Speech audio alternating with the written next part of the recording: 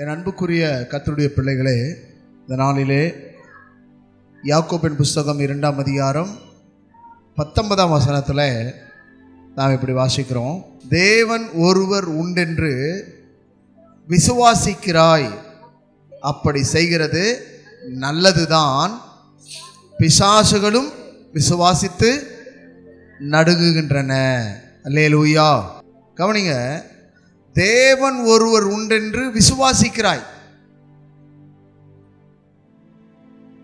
தேவன் ஒருவர் உண்டென்று விசுவாசிக்கிறாய், அப்படி செய்கிறது நல்லதுதான். சொல்லுங்க, எப்படி செய்கிறது? விசுவாசிக்கிறது நல்லதுதான், ஆனால் பிசாசுகளும் விசுவாசித்து நடுங்குகின்றன. என் அன்புக்குரியவர்களே, விசுவாசிக்கிறது நல்லதுதான். நம்ம எப்பொழுது விசுவாசிக்கிறோம்? நமக்கு ஒரு பிரச்சனை என்றால் கடவுளை விசுவாசிக்கிறோம். நம்முடைய வியாதி நேரத்தில் அவர் சுகம் தருவார் என்று விசுவாசிக்கிறோம். நம்முடைய பிரச்சனையில அவர் நமக்கு விடுதலை தருவார் என்று விசுவாசிக்கிறோம். விசுவாசம் என்று சொல்லும் பொழுது எபிரேயர் 11 சொல்லப்பட்டிருக்கிறது, விசுவாசமானது நம்பப்படும் உறுதியும் காணப்படாதவளின் நிச்சயமா இருக்கிறது. நம்பப்படுகிறதுக்கும் காணப்படாததுக்கும் நிறைய வித்தியாசம் இருக்கு. நம்புகிறது என்று சொல்லும் பொழுது கொஞ்சம் யோசித்து பார்க்கணும். இயேசு கிறிஸ்துவனுடைய சீஷனாகிய 12 சீடர்களில் ஒருவனாகிய தோமா, எல்லோரும் இயேசுவை கண்டோம் என்று சொல்லுகிறார்கள். எல்லோரும் இயேசுவை கண்டேன் என்றும் கண்டோம் என்றும் சொல்லுகிறார்கள். பெண்கள் கண்டார்கள், ஆண்களும் கண்டார்கள். பெண்களிலே சீஷி, ஆண்களில் சீஷர்கள். ஆகவே பெண் சீடர்களும் ஆண் சீடர்களும் கண்டார்கள். ஆனால் 12 பேரில் ஒருவனாகிய தோமா எல்லோரிடத்திலும் சொல்லுகிறான், நான் அவரை கண்டால் விசுவாசிப்பேன், அவரை தொட்டால் விசுவாசிப்பேன். விசுவாசம் எவ்வளவு முக்கியமானது! எல்லோரும் கண்டு அவனுக்கு சொல்லுகிறார்கள். நீங்கள் கண்டால் போதாது, நான் காண வேண்டும். இந்த சந்தேகத்துடன் இருந்ததான இந்த தோமாவை ஆண்டவராகிய இயேசு சந்திக்கிறார். பூட்டி இருந்த வீட்டுக்குள்ளே இயேசு நுழைந்து உங்களுக்கு சமாதானம் என்றார். அப்பொழுது அவருடைய சீடர்களில் ஒருவனாகிய தோமா அவர் அருகே வரும்பொழுது ஆண்டவராகிய இயேசு தோமாவுடைய கையை பிடித்து அவனை என்ன செய்தாருங்க? தன்னுடைய விழாவிலே போடும்படியாக அவன் கையை இழுத்து அவனுடைய விழாவிலே போட்டார். அவன் தொட்டு பார்த்தான், விசுவாசித்தான்.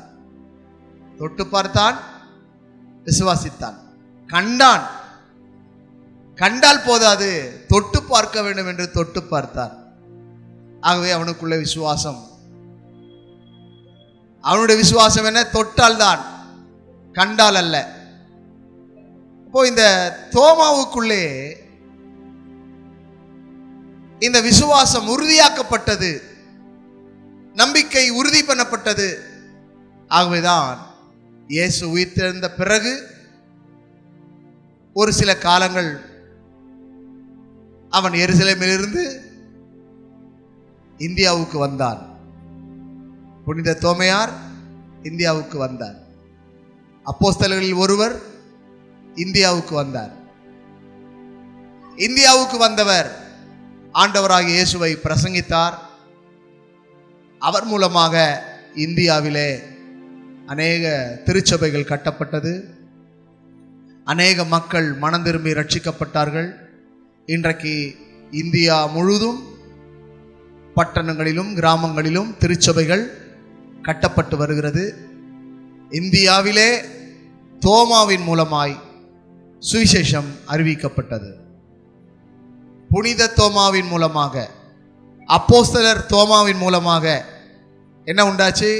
சுவிசேஷம் அறிவிக்கப்பட்டது. அல்லேலூயா. அப்ப அந்த சுவிசேஷம் அறிவிக்கப்பட்டதற்கு காரணம் யார் என்றால் புனித தோமையார், அப்போஸ்தலனாகிய தோமையார். இந்த அப்போஸ்தலனாகிய தோமையார் இந்தியாவுக்கு வராவிட்டால் இன்றைக்கு நாம் ரட்சிக்கப்பட்டிருக்க முடியாது. சபைகள் உருவாகி இருக்காது. சீஷர்கள் உருவாகி இருக்க மாட்டார்கள். ஊழியக்காரர்கள் உருவாக்கி இருக்க மாட்டார்கள்.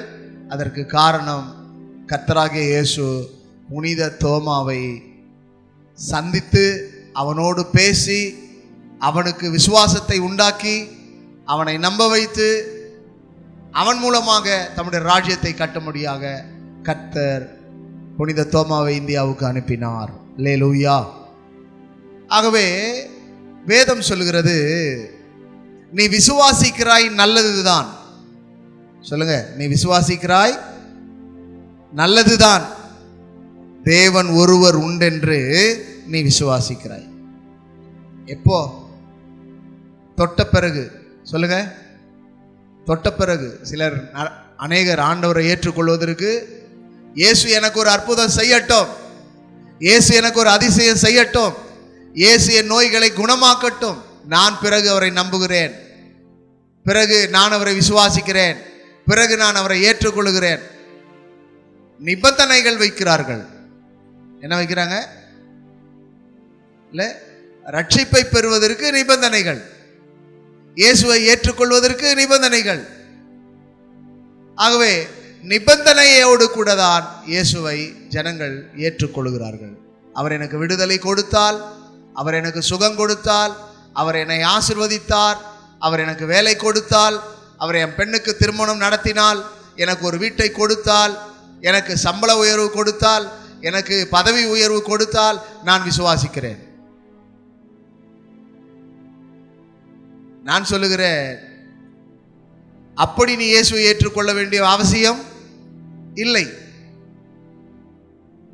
கொடுத்தால்தான், இல்ல, கொடுத்தால்தான் விசுவாசிப்பேன். சுகம் கொடுத்தால் தான் விசுவாசிப்பேன். ஆரோக்கியம் கொடுத்தால் தான் விசுவாசிப்பேன். ஆசீர்வதித்தால் தான் விசுவாசிப்பேன். இப்படி நிபந்தனையோடு கூட அவரை விசுவாசிக்கிறது நல்லதல்ல, அது தேவையற்றது. வேதம் சொல்லுகிறது, கல்தேய பட்டணத்திலே ஊர் என்னும் ஒரு ஊரிலே ஒரு மனுஷன் இருந்தான். அவனுடைய பெயர் ஆபிராம். அந்த ஆபிராம் தேவனை விசுவாசித்தான். விசுவாசித்த பிறகு அவனுக்கு ஆபிரகாம் என்று பெயர் வைக்கிறார். அந்த ஆபிரகாமோடு தேவன் உடன்படிக்கை பண்ணுகிறார். அவன் அவரிடத்திலே நிபந்தனை வைக்கவில்லை. நீர் என்னை ஆசீர்வதித்தால் தான் உம்மை நம்புவேன் என்று அவன் சொல்லவே இல்லை. எனக்கு ஒரு அடையாளத்தை காண்பித்தால் தான் நான் உம்மை நம்புவேன், விசுவாசிப்பேன் என்று அவன் சொல்லவில்லை. ஆனால் தேவன் அவனுக்கு வெளிப்பட்டு அவனை பார்த்து சொல்லுகிறார், நான் கர்த்தர், நான் மாறாதவர், நான் சர்வ வல்லமை உள்ள தேவன், நான் உன்னை ஆசீர்வதிப்பேன் என்று ஆபிரகாமுக்கு கர்த்தர் சொன்னார். ஆபிரகாமுக்கு சொன்னதை ஆபிரகாம் விசுவாசித்தான். என்ன செய்தானா? ஆபிரகாம் விசுவாசித்தான். ஆபிரகாம் விசுவாசித்தான். அது அவனுக்கு நீதியாக எண்ணப்பட்டது. என் அன்புக்குரியவர்களே, கண்டு விசுவாசிக்கிறவனை பார்க்கிலும் காணாத விசுவாசிக்கிறவன் தான் பாக்கியவான். இந்த உலகத்தில் வாழ்கிற அனைத்து மக்களும் கண்டால்தான் விசுவாசிக்கிறார்கள், காணாமல் விசுவாசிக்கிறது இல்லை. விசுவாசம் இருந்தால் காண முடியும், விசுவாசம் இருந்தால் பெற முடியும், விசுவாசம் இருந்தால் அனுபவிக்க முடியும், விசுவாசம் இருந்தால் உயர்த்தப்பட முடியும். அல்லேலூயா. ஆகவே விசுவாசிக்கிறவர் இன்னார் என்று நாம் அறிந்து கொள்ள வேண்டும். இலங்கை தேசத்திலே கண்டி என்ற பகுதியிலே நான் ஊழியத்துக்கு சென்றிருந்த போது சிறு வயது முதற்கொண்டு ஒரு பிள்ளை காது கேளாதவளாய் இருந்தால், அவளால் கேட்க முடியாது, செய்கையிலே தான் சொல்லுவாள். அந்த பெண்ணுடைய செவியை கர்த்தர் திறந்தார். அவள் கேட்க ஆரம்பித்து விட்டாள். என்னை விசுவாசிக்கிறவர்கள் என்னிலும் பலத்த காரியங்களை செய்வார்கள் என்று இயேசு சொன்னார். நான் அதை விசுவாசித்தேன். விசுவாசிக்கிறவளால் நடக்கும் அடையாளங்கள் ஆவன என்று இயேசு தம்முடைய சீஷர்களுக்கு சொல்லி தந்தார். ஆகவே நான் விசுவாசித்தேன். ஆகவே விசுவாசத்தினாலே அற்புதங்கள் நடக்கிறது, அடையாளங்கள் நடக்கிறது, அதிசயங்கள் நடக்கிறது, விடுதலை உண்டாகிறது, சுகம் உண்டாகிறது, ஆரோக்கியம் உண்டாகிறது, மரித்தவர்களும் பிழைக்கிறார்கள். அல்லேலூயா. மருத்துவரால் கூடாத காரியங்கள் எல்லாம் நடக்கிறது. அதற்கு காரணம் விசுவாசம். அப்ப அந்த விசுவாசம் உங்களுக்கும் எனக்கும் வேண்டும். வேதம் சொல்லுகிறது, விசுவாசிக்கிறது நல்லதுதான், பிசாசுகளும் அப்படி செய்கிறது. ஆண்டவராகிய இயேசு ஒரு கிராமத்துக்கு போகிறார். போகும் வழியிலே ஒரு மனிதன் கல்லறையிலே காணப்படுகிறான். சங்கிலியால் கட்டப்பட்டிருக்கிறான். பிசாசின் பிடியிலே காணப்படுகிறான். அந்த மனிதன் இயேசுவுக்கு எதிர்கொண்டு வருகிறான். அந்த மக்கள் அந்த பிசாசுக்கு பயப்படுகிறார்கள். அந்த பிசாசினால் அலைகழிக்கிற மனிதனை பார்த்து பயப்படுகிறார்கள். ஆனால் இயேசு கடந்து செல்கிறார். அந்த மனிதன், பிசாசு பிடித்த மனிதன் சொல்லுகிறான், இயேசுவே, தேவனுடைய குமாரனே, உனக்கும் எனக்கும் என்ன? ஏன் என்னை துன்பப்படுத்துகிறாய் என்று அந்த பிசாசு பிடித்த மனிதன் இயேசுவை பார்த்து கேட்கிறான். இயேசு அவனிடத்தில் உள்ள ஆவியை விரட்டுகிறார். அவைகளெல்லாம் ஒரு பன்றி கூட்டத்திலே நுழைந்து மாண்டு போகிறது. பிசாசுகளும் நடுங்குகின்றது. தேவனுடைய குமாரனே, உனக்கும் எனக்கும் என்ன என்று பிசாசுகள் கேட்கிறது. பிசாசுகளுக்கு தெரியும், இவர் வந்தால் நாம் இங்கே இருக்க முடியாது, நாம் கடந்து சென்று விடுவோம். அது விசுவாசிக்கிறது. ஆனால் மனிதன் சொல்லுகிறான், எங்க பிரச்சனை போகவே போகாது, என் பிரச்சனை இருக்கத்தான் செய்யும். நான் சாவர வரைக்கும் எனக்கு பிரச்சனை இருக்கும். என் நோயெல்லாம் தீராது, என் நோய் குணமாகாது. டாக்டர் சொல்லிட்டாரு, சாகிற வரைக்கும் நீ மாத்திரை போடணும், மருந்து போடணும். இப்போ கர்த்தருடைய வேதத்தை மனிதன் நம்பவில்லை. ஒரு டாக்டர் என்ன சொல்லுகிறாரோ, ஒரு மருத்துவர் என்ன சொல்லுகிறாரோ அதை நம்புகிறான், அதை நம்புகிறாள். விசுவாசத்தினாலே சுகம் உண்டு, ஆரோக்கியம் உண்டு. வேதம் சொல்லுகிறது, விசுவாசம் உள்ள ஜெபம் பிணியாளியை ரட்சிக்கும். ஆகவே நாம் என்ன செய்கிறோம்? மருத்துவர் கொடுக்கிற மாத்திரையை என்னை குணமாக்கும் என்று நம்புகிறோம். ஆனால் அந்த மாத்திரைக்கு முடிவு உண்டா? இல்லை. அந்த மாத்திரை தொடர்ந்து சாப்பிட வேண்டியதா இருக்கிறது. மருந்துகளை தொடர்ந்து சாப்பிட வேண்டியதா இருக்கிறது. ஒரு மனிதனுடைய வார்த்தைக்கு கீழ்ப்படிந்து சில காரியங்களை தொடருகிறாய்.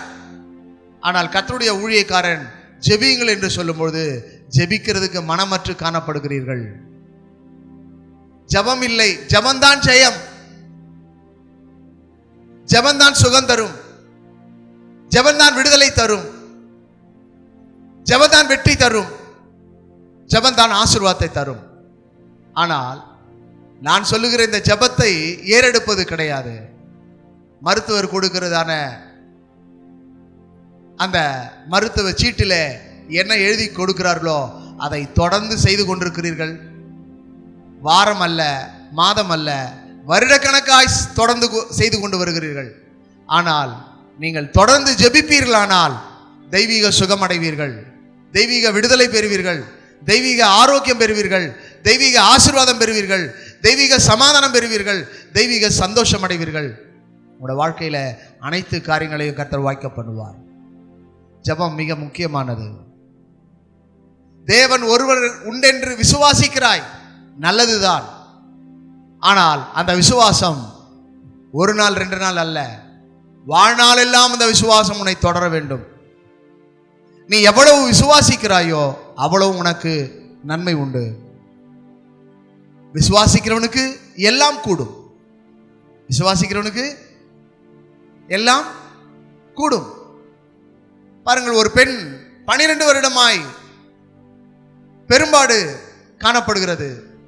அவள் சரீரத்தில் உதிரப்போக்கு காணப்படுகிறது. அவள் அநேக வைத்தியரை கண்டு அந்த வைத்தியரிடத்தில் சிகிச்சை பெற்றாள். அந்த 12 ஆண்டு காலமும் சிகிச்சை பெற்ற அவளுக்கு விடுதலை இல்லை, சுகம் இல்லை, ஆரோக்கியம் இல்லை. அந்த மருந்து மாத்திரையும் அவளுக்கு ஒன்றும் செய்யவில்லை, ஒரு பயனும் இல்லை. ஆனால் மருத்துவர்களை உண்டாக்கின மாபெரும் மருத்துவர் ஒருவர் வருகிறார். அந்த மருத்துவரின் வஸ்திரத்தை தொட்டால் நான் சுகமாவேன் என்றதான விசுவாசம் அவளுக்குள் இருந்தது. என்ன இருந்தது? விசுவாசம் அவளுக்குள்ளே இருந்தது. அந்த திரள் கூட்டத்தின் மத்தியிலே அந்த மாபெரும் வைத்தியனாகிய இயேசு கிறிஸ்துவினுடைய வஸ்திரத்தை அவள் தொட்டாள். அவர் மருந்து எழுதி கொடுக்கவில்லை, மாத்திரை கொடுக்கவில்லை, அவளை தொட்டு பார்க்கவில்லை, அவளுக்கு எந்த விதமான இன்ஸ்ட்ரக்ஷனும் கொடுக்கவில்லை. ஆனால் அவள் நம்பினாள், அவள் விசுவாசித்தாள், அவள் தொட்டால் சுகமானாள். இப்பொழுது அந்த கூட்டத்தின் நடுவிலே இயேசு சொல்லுகிறார், இந்த கூட்டத்திலே ஒருவர் என்னை தொட்டது உண்டு, அந்த தொட்ட நபர் சுகம் பெற்றாள் என்று இயேசு சொல்லுகிறார். பக்கத்தில் இருக்க சீஷர்களால் பார்த்து வியக்கிறார்கள், ஆச்சரியப்படுகிறார்கள். இவ்வளோ ஜனங்கள் இருக்கிறதே, இவர் சொல்லுகிறார் என் வஸ்திரத்தை தொட்டால், ஒருவர் என்னை தொட்டால் அவள் சுகமானாள் என்று இவர் சொல்லுகிறாரே. உடனே அந்த கூட்டத்தில் இருந்த அந்த பெண் இயேசு அருகே வந்து ஆண்டவரிடத்தில் சொல்லுகிறாள், நான் சுகமானேன் என்று சொல்லி. அவள் அந்த வஸ்திரத்தின் ஓரத்தை தொட்டதினாலே சுகம் பெற்றாள், ஆரோக்கியம் பெற்றாள். 12 வருடமாய் பெரும்பாடிலிருந்து அந்த உதிரப்போக்கில் அவதிப்பட்டு கொண்டிருந்த அந்த பெண் சுகம் பெற்றாள். காரணம் என்ன? விசுவாசம் அவளை சுகமாக்கினது. இயேசுவோடு கூட இருக்கிறார்கள் சீஷர்கள். இயேசுவை சுற்றி ஒரு கூட்ட ஜனங்கள் வந்து கொண்டிருக்கிறது. ஆனால் அவர்களுக்குள்ளே இல்லாத ஒரு விசுவாசம் இந்த பெண்ணுக்குள்ளே இருந்தது. அவள் வஸ்திரத்தின் ஓரத்தை தொட்டதனாலே சுகம் பெற்றாள். அவளை பார்த்து இயேசு சொல்லுகிறார், உன் விசுவாசம் உன்னை ரட்சித்தது என்று சொன்னார். உன் விசுவாசம் உனக்கு விடுதலை கொடுத்தது என்று சொன்னார். உன் விசுவாசம் உன்னை குணமாக்கினது என்று சொன்னார். அவள் குணமானாள். அவர் கரம் நீட்டி தொடவே இல்லை, அவர் எந்த வார்த்தையும் சொல்லவும் இல்லை. ஆனால் வஸ்திரத்திலிருந்து என்னுடைய வல்லமை பெறப்பட்டது, இயேசுவின் வஸ்திரத்திலிருந்து வல்லமை பெறப்பட்டு அவளை சுகமாக்கினது. இந்த வார்த்தை கேட்டுக்கொண்டிருக்கிற கர்த்தருடைய பிள்ளையே, நீ விசுவாசித்தால் இந்த வார்த்தை உன்னை சுகமாக்கும். சங்கீதம் 107:20 சொல்கிறது, அவர் தமது வசனத்தை அனுப்பி அவர்களை குணமாக்கி அவர்களை அழிவுக்கு தப்புவிக்கிறார். எதற்கு தப்புவிக்கிறாரா? அழிவுக்கு தப்புவிக்கிறார். மரணத்திலிருந்து காப்பாற்றுகிறார், தீராத நோயிலிருந்து காப்பாற்றுகிறார், தீராத வியாதியிலிருந்து இயேசு காப்பாற்றுகிறார். நாம் என்ன செய்ய வேண்டும்? விசுவாசிக்க வேண்டும். அப்ப நமக்குள்ளே எது தேவை? விசுவாசம் தேவை. இன்றைக்கு அநேகர் நினைக்கிறார்கள், பெரிய மருத்துவரை அணுகினால் நான் சுகமாகி விடலாம், பணம் இருந்தால் சுகமாகி விடலாம், வைத்தியத்துக்கு செலவு பண்ணால் சுகமாகி விடலாம். நான் சொல்லுகிறேன், நீ எத்தனை ஆயிரங்கள், எத்தனை லட்சங்கள், எத்தனை கோடி செலவு செய்தாலும் சுகமாக முடியாது. அந்த வியாதி தொடர்ந்துதான் இருக்கும். அந்த வியாதிக்கு முற்றுப்புள்ளி கிடையாது. ஆனால் இயேசு மட்டும் உன் வியாதிக்கு முற்றுப்புள்ளி வைக்கிறவராக இருக்கிறார். உன் வியாதியிலிருந்து கர்த்தர் விடுதலை கொடுக்கிறவராக இருக்கிறார். என் அன்புக்குரியவர்களே, விசுவாசம் உள்ள ஜெபம் பிணியாளியை ரட்சிக்கும். விசுவாசம் நம்முடைய வாழ்க்கையில அற்புதங்களை, அடையாளங்களை செய்யும். ஆகவே விசுவாசம் மிக மிக அவசியம். என்னுடைய ஊழிய பாதையின் அனுபவத்திலே விசுவாசத்தினாலே அநேக அற்புதங்களை, அடையாளங்களை, அதிசயங்களை கர்த்தராகிய தேவன் செய்து கொண்டுதான் இருக்கிறார். அவர் செய்கிறார், செய்து கொண்டிருக்கிறார், அவர் செய்வார், கடைசி வரைக்கும் செய்து கொண்டே இருப்பார். அன்பானவர்களே, தேவன் ஒருவர் என்று விசுவாசிக்க வேண்டும். அந்த விசுவாசம் முழுமையாய் இருக்க வேண்டும். அந்த விசுவாசம் நிலைத்திருக்க வேண்டும். அந்த விசுவாசம் பூரணப்பட வேண்டும். அந்த விசுவாசம் பரிபூர்ணப்பட வேண்டும்.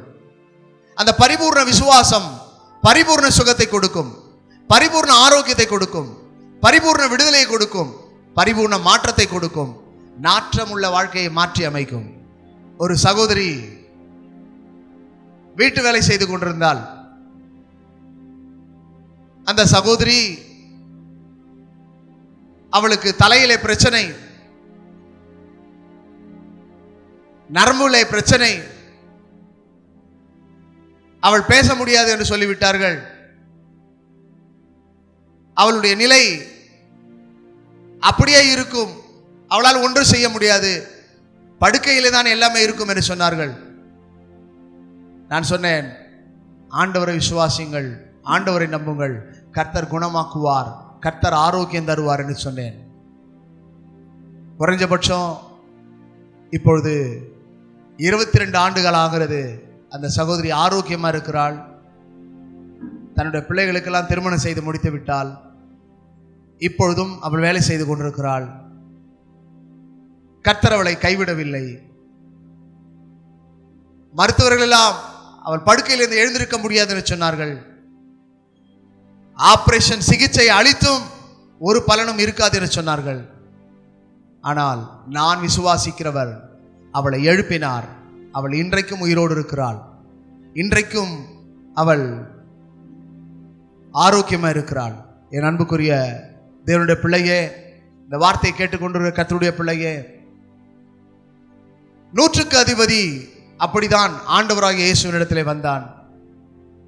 இயேசு கிறிஸ்துவை பார்த்து கேட்டான், ஆண்டவரே, என் வேலைக்காரன் மரண அவதிப்பட்டு கொண்டிருக்கிறான், நீர் ஒரு வார்த்தை சொல்லும், என் வேலைக்காரன் பிழைப்பான் என்று சொல்லி கேட்டான்.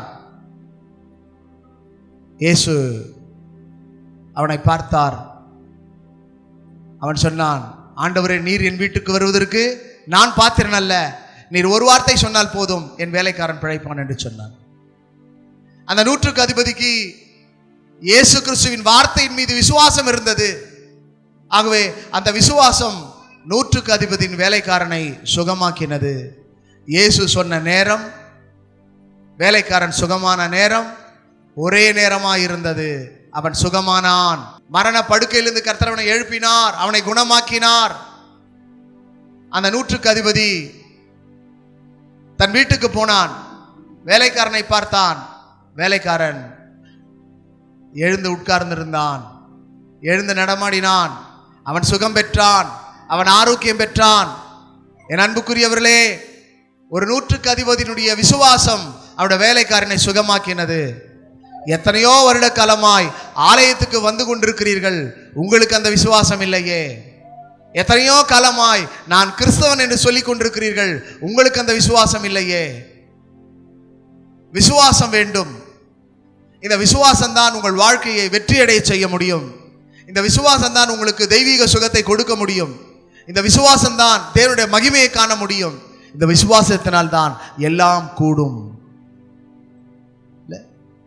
ராமுழுதும் பிரயாசப்பட்ட பேதுருடைய படகு நிரம்பினது, மீன்களால் நிரப்பப்பட்டது. பேதுரு மீன் பிடிக்கிறதுல தேறினவன். ஆனால் ராமுழுதும் பிரயாசப்பட்டான், ஒன்றும் அகப்படவில்லை. ஆனால் இயேசு கிறிஸ்துவினுடைய வார்த்தையின்படி வலையை போட்டான், மீன்கள் அகப்பட்டது. அந்த வார்த்தையின் மீது விசுவாசம். என் அன்புக்குரிய தேவனுடைய பிள்ளையே, இன்றைக்கு நீ விசுவாசித்தால் உன் வறுமை நீங்கும். நீ விசுவாசித்தால் உன் கடன் மாறும். நீ விசுவாசித்தால் உன்னுடைய பிரச்சனைகள் தீரும். நீ விசுவாசித்தால் உனக்கு ஒரு அதிசயங்கள் நடக்கும். நீ விசுவாசித்தால் அற்புதங்களை நீ ருசிக்க முடியும். ஆகவே விசுவாசம் வாழ்க்கையின் மிக மிக முக்கியமான பங்கா இருக்கிறது. ஒரு மனிதனுக்குள் இருக்கிற சுவாசத்தோடு கூட கலந்திருப்பதுதான் விசுவாசம். உன் சுவாசத்தை கடவுள் தந்தார் என்பதை நீ விசுவாசிக்கும் பொழுதுதான் அந்த சுவாசம் உனக்குள்ளே அநேக காரியங்களை செய்ய முடியும். ஆகவே விசுவாசிக்க வேண்டும். தேவன் ஒருவர் உண்டென்று விசுவாசிப்பது நல்லதுதான். எபிரேயர் 11ஆம் அதிகாரம் 6ஆம் வசனம் சொல்லுகிறது, விசுவாசம் இல்லாமல் தேவனுக்கு பிரியமாயிருப்பது கூடாத காரியம். அவரை விசுவாசிக்கிறவர்கள் அவர் உண்டென்றும் தம்மை தேடுகிறவர்களுக்கு பலனளிக்கிறவர் என்று விசுவாசிக்க வேண்டும். யாரெல்லாம் தேடுகிறார்களோ அவர்களுக்கு பலன் உண்டு. யாரெல்லாம் தேடுகிறார்களோ அவர்களுக்கு பதில் உண்டு. யாரெல்லாம் கூப்பிடுகிறார்களோ அவருக்கு இயேசு பதிலளிப்பார். யாரெல்லாம் இயேசுவை நம்புகிறார்களோ அவர்களுக்கு வெற்றி நிச்சயம் உண்டு. அதில் மாற்றமே இல்லை. என் அன்புக்குரியவர்களே, இந்த நாளிலே வாசித்த இந்த யாக்கோபு 2ஆம் அதிகாரம் 19ஆம் வசனத்தில் தேவன் ஒருவர் உண்டென்று விசுவாசிக்கிறாய், நல்லதுதான். ஆனால் அந்த விசுவாசம் நீடித்திருக்க வேண்டும். அது உண்மையான விசுவாசமாக இருக்க வேண்டும். அது பூரண பரிபூர்ண விசுவாசமாக இருக்க வேண்டும்.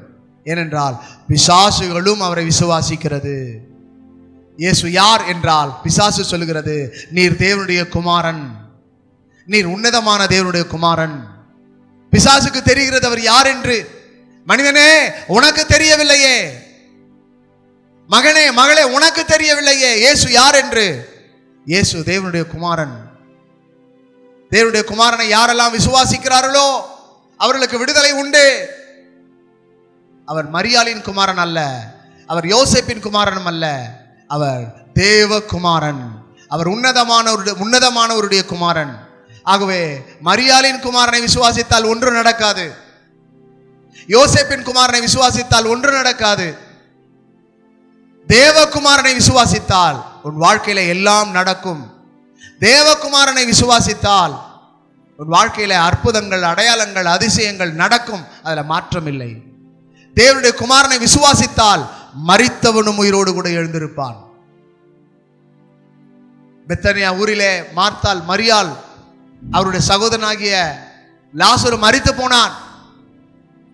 ஆனால் அவர்களுக்கெல்லாம் இயேசுவை பார்த்து சொல்கிறார், ஆண்டவரே, நீர் முன்னதாக வந்திருந்தால் சகோதரன் மரித்திருக்க மாட்டான் என்று சொன்னார்கள். ஆனால் இயேசு சொல்லுகிறார், என்னை விசுவாசிக்கிறவன் மரித்தாலும் பிழைப்பான். மார்த்தாள் மரியாளை கவலைப்படாதுங்கள் என்று சொல்லிவிட்டு அந்த கல்லறைக்கு சென்றார். லாசரு புதைத்த இடத்துக்கு போனார். நாரி போன லாசரு கல்லறையிலே சென்று, லாசருவே வெளியே வா என்று சொன்னார். லாசரு வெளியே வந்தான். லாசருவின் கட்டுகள் அவிழ்க்கப்பட்டது. லாசருக்குள்ள இருந்த நாற்றங்கள் அவனை விட்டு விலகி போனது. லாசரு சுத்தமானான், சுகமானான், ஆரோக்கியமானான், பிழைத்தான். இயேசுவுக்கு நன்றி சொன்னான். என் அன்புக்குரியவர்களே, நீ விசுவாசித்தால் தேவனுடைய மகிமையை காண்பாய். விசுவாசம் லாசருவை உயிரோடு கூட எழும்ப செய்தது. இன்றைக்கு உன்னுடைய வாழ்க்கையில உன் குடும்பத்தின் காரியங்கள் ஒருவேளை தலைகுனிந்து நிற்கிறாயா, அல்லது உன்னுடைய கடன் நிமித்தமாய் நீ அவமானப்படுத்தப்பட்டு கொண்டிருக்கிறாயா, உன்னுடைய நகைகள், உன்னுடைய வீட்டு பத்திரங்கள் எல்லாம் ஒருவேளை அடமானத்திலே மூழ்கி விட்டதா, கர்த்தர் அதை மீண்டும் திரும்ப கர்த்தர் உனக்கு கொடுக்கிறவரா இருக்கிறார். யோபு தான் இழந்ததை எல்லாம் தேவன் அவனுக்கு மீண்டும் தந்தார். இழந்து போன அத்தனை ஆசீர்வாதங்களை அவன் பெற்றுக்கொண்டான். இந்த வார்த்தை கேட்டுக்கொண்டிருக்கிற கர்த்தருடைய பிள்ளையே, நீ விசுவாசித்தால் நீயும் பெற்றுக்கொள்வாய். நீ விசுவாசித்தால் நீ இழந்து போனதை எல்லாம் கர்த்தர் உனக்கு தருவார். நீ விசுவாசித்தால் தேவனுடைய மகிமையை காண்பாய். நீ விசுவாசித்தால் உன் வாழ்க்கையில அற்புதங்கள், அடையாளங்கள், அதிசயங்கள் நடக்கும். அதில் எந்த விதமான சந்தேகம் இல்லை. ஆகவே இன்றைக்கு கர்த்தர் சொல்லுகிறார், தேவன் உண்டென்று விசுவாசிக்கிறது நல்லதுதான். இந்த வார்த்தை கேட்டுக்கொண்டிருக்கிற கர்த்தருடைய பிள்ளையே, பிசாசு விசுவாசிக்கிறது, சாத்தான் விசுவாசிக்கிறான். தேவனுடைய குமாரனே, இந்த கல்லுகளை எல்லாம் அப்பமாக்கி சாப்பிடுங்கன்னு சொல்லுகிறான். தேவனுடைய குமாரனே, நீங்கள் மேலே இருந்து கீழே குதியுங்கள் என்று சொல்லுகிறான். பல சோதனை இயேசுவை சோதிக்கிறான். ஆனால் இயேசு அப்பாலே போ சாத்தானே என்று சொல்லி அவனை விரட்டி அனுப்பினார். இன்றைக்கு பிசாசு பலவிதங்களிலே உங்களை சோதிக்கலாம். ஆனால் அந்த சோதனை நேரங்களிலே அப்பாலே போ சாத்தானே என்று சொல்வீர்களானால் அவைகள் உங்களை விட்டு விலகி போய்விடும். நீங்கள் ஆசீர்வாதம் பெறுவீர்கள், சமாதானம் பெறுவீர்கள், சந்தோஷம் பெறுவீர்கள், விடுதலை பெறுவீர்கள், சாட்சி கூறுவீர்கள். கர்த்தர் உங்களை சாட்சியாய் நிறுத்துவாராக. நாம் ஜெபம் செய்வோமா? அன்புக்குரிய கர்த்தருடைய பிள்ளையே, இந்த வார்த்தையை கேட்டுக்கொண்டிருந்த கர்த்தருடைய பிள்ளையே, இந்த வார்த்தையை நீ விசுவாசித்தால் உனக்கு அற்புதம் நடக்கும். இல்லாதவைகளிலிருந்து உருவாக்குகிறவர் தான் கர்த்தர். இல்லாதவைகளிலிருந்து உண்டாக்குகிற ஒரு தேவன் இருக்கிறார். உன் கருப்பையிலே கருமுட்டைகள் இல்லை, ஆனால் கருமுட்டைகள் உருவாகும். நீ கருத்தரிப்பாய், பிள்ளை பெறுவாய். உன் பிள்ளைக்கு பெயர் சூட்டு விழா நடக்கும். உன் பிள்ளையை பிரதிஷ்டை செய்வோம். நீ விசுவாசிக்கணும். நீ விசுவாசித்தால் அந்த பிரதிஷ்டை ஆராதனை சாட்சி கொடுப்பாய். என் பிள்ளைக்கு திருமணம் ஆகவில்லை என்று கவலைப்பட்டு கொண்டிருப்பாய். ஆனால் இன்றைக்கு நான் சொல்லுகிற இந்த இயேசுவை தேவனுடைய குமாரன் என்று நீ விசுவாசித்து ஜெபிப்பாயானால் உன் பிள்ளைக்கு கர்த்தர் ஒரு நல்ல வாழ்க்கையை தருவார். இந்த வருடத்திலே உன் பிள்ளைக்கு திருமணம் நடக்கும். அந்த திருமணத்திலே நாங்கள் கலந்து கொண்டு தேவனை மகிமைப்படுத்துவோம். நீங்களும் சபையிலே வந்து சாட்சி கொடுப்பீர்கள். கர்த்தர் செய்வார். தேவரீர் சகலத்தையும் செய்ய வல்லவர். நீர் செய்ய நினைத்தது தடைபடாது. ஆகவே இந்த நாளில, இந்த நேரத்தில் நான் சொல்லும் வார்த்தை நீ விசுவாசிப்பாயானால் அற்புதங்கள் நடக்கும். ஆண்டவர் சொல்லுகிறார் சீஷர்களை பார்த்து, விசுவாசம் உங்களுக்குள்ளே இருந்தால் இந்த மலைகளை பார்த்து நீங்கள் அப்பாலே போ என்று சொல்வீர்களானால் மலைகள் அப்பாலே போகும். என் அன்புக்குரியவர்களே, விசுவாசம் மிக மிக அவசியமானது. விசுவாசித்தால் நிச்சயமாய் பெற்றுக்கொள்ள முடியும். விசுவாசித்தால் உங்களுடைய வாழ்க்கையில எல்லாம் உங்களுக்கு கிடைக்கும். ஆகவே விசுவாசியுங்கள். நாம் ஜெபிப்போம், ஆண்டவர் நோக்கி பார்ப்போம்.